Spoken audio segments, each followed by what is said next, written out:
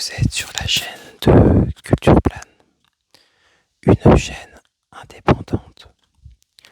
Aujourd'hui, je vous propose une nouvelle vidéo ASMR. J'espère tout d'abord que vous allez tous et toutes bien. À la fin de la vidéo, je vous parlerai un tout petit peu de la chaîne pour les éventuelles personnes qui ne la connaissent pas. Je remercie d'avance à tout le monde. Si cette vidéo vous a plu, vous plaira de déposer un like, un commentaire, notamment évidemment si vous connaissez la bande dessinée ou l'auteur dont je vais parler aujourd'hui, à savoir l'auteur Enki Bilal. Je voulais vous faire un petit ressenti critique du dernier tome en fait, qui est le 4e tome de sa bande dessinée Bug. Et oui, déjà 4 tomes. C'est vraiment pas rien, alors attendez. Je vais remettre le micro comme ça, voilà. Et comme je le disais, c'est vraiment pas rien. Tout d'abord, je trouve que la couverture est juste magnifique. Magnifique. On s'en rend pas vraiment compte avec la vidéo. Mais Enki Bilal est vraiment un peintre. Et mince, la lumière s'éteint, se rallume.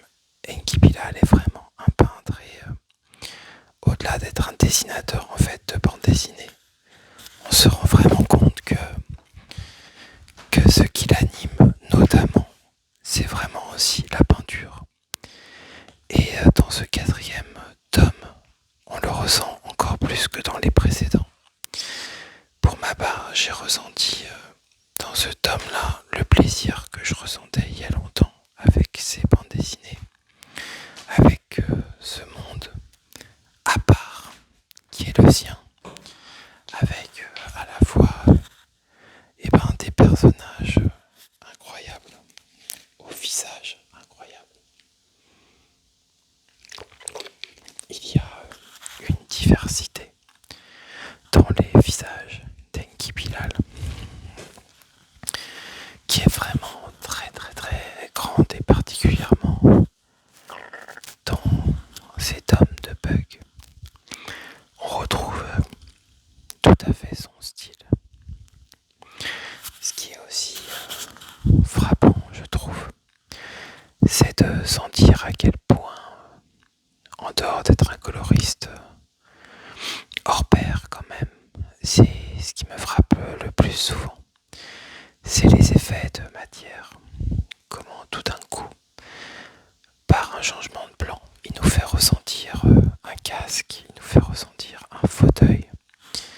Et ce fauteuil n'est pas juste de couleur bleue, on sent la matérialité du fauteuil.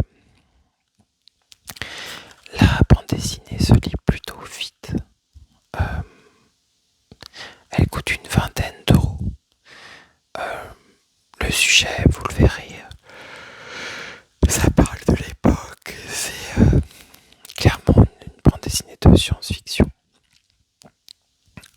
Un peu comme une sorte de monde, je sais pas si ça se dit dystopique, mais un monde qu'il imagine en fait,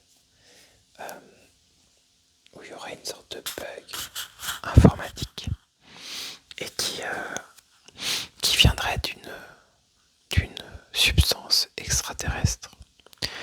Mais à mon sens, la force de la bande dessinée est avant tout, encore une fois, cette plongée dans son style, dans son langage, dans ses couleurs, dans ses formes. Et à mon sens, il ne s'agit pas forcément d'y trouver en fait la profondeur. À mon sens, elle vient aussi de ce style-là, quoi. Et des fois, il peut y avoir comme ça des profondeurs du contenu sans la forme. Mais à mon sens, dans son cas, lui, on est beaucoup plus proche de la question avant tout de cette forme, quoi. Et cette forme, par moments, elle prend des allures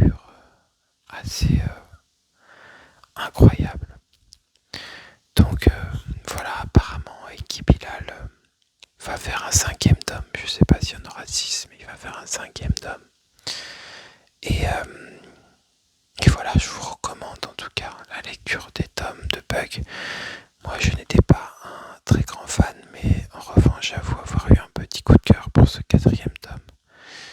Ne serait-ce que vraiment, encore une fois, cette couverture vraiment très belle. Voilà, j'ai pris du plaisir à le lire. Je suis content de l'avoir lu et d'avoir renoué un petit peu avec le monde d'Enki Bilal.